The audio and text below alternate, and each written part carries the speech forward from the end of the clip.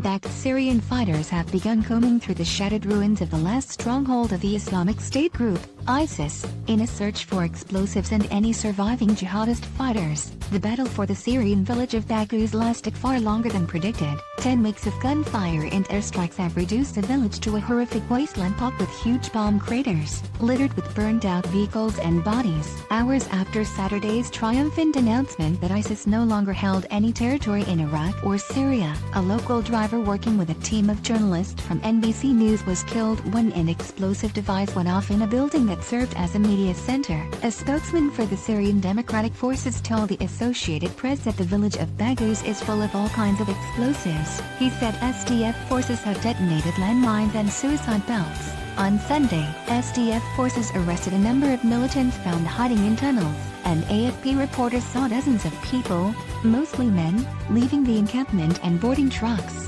An SDF spokesman confirmed they were ISIS fighters who had emerged from tunnels and surrendered. The victory marks the end of a 5-year campaign to end ISIS's self-declared caliphate, which once covered an area of Syria and Iraq as large as the UK, and was home to some 8 million people. On Wednesday, President Donald Trump showed reporters 2 maps of Syria, one showing the areas ISIS controlled when he was elected in late 2016, and the other showing the present situation. "When I took over, it was a mess," Trump said, pointing to the red ISIS-controlled areas in the top map. "Now, at bottom, there is no red. In fact, there's actually a tiny spot which will be gone by tonight.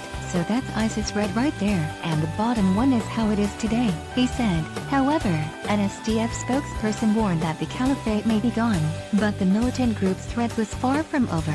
Kino Gabriel told the New York Times, "We cannot say that ISIS is finished. It is true that they are finished on the ground as a standing army, but the ISIS threat remains around the globe. Many key members of ISIS's leadership remain unaccounted for, including its founder and leader, Abu Bakr al-Baghdadi. Some of its fighters are believed to be hiding in Syria's remote central desert, while others have gone underground to carry out insurgent attacks in Iraqi cities."